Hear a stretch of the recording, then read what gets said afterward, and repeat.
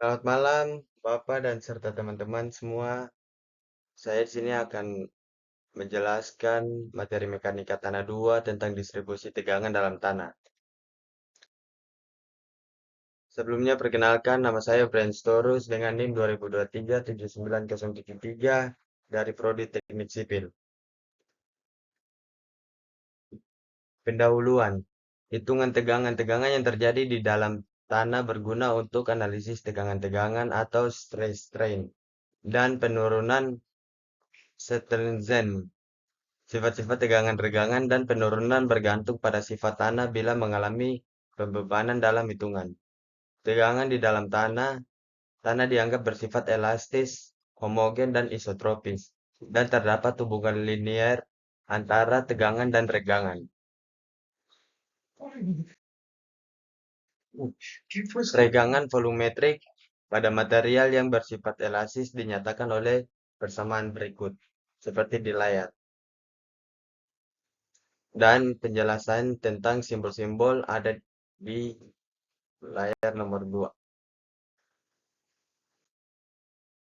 Bila pembebanan yang mengakibatkan penurunan terjadi pada kondisi drainase atau undrained atau penurunan terjadi pada volume konstan, maka delta V per V sama dengan 0.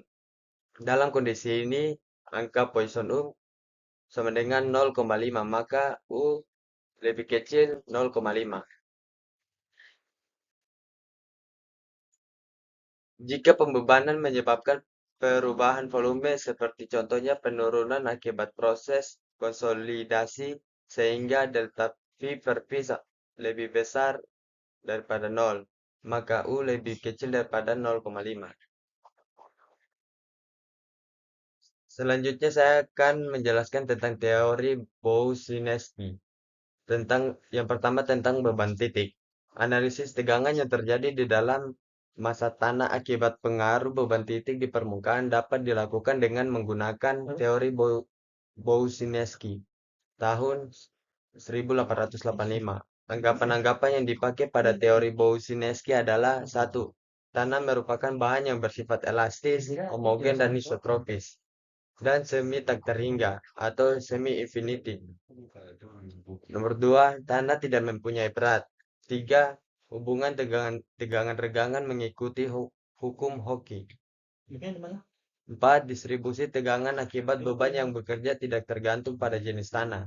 5. Distribusi tegangan akibat beban yang bekerja tidak bergantung pada jenis tanah. 6. Perubahan volume tanah diabaikan. 7. Tanah tidak sedang mengalami tegangan sebelum beban Q diterapkan.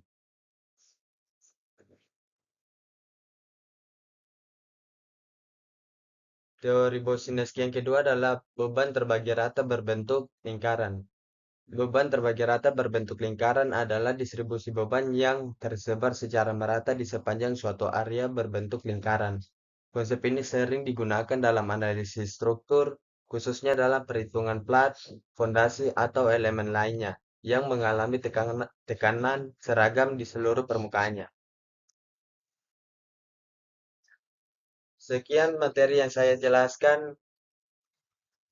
Terima kasih.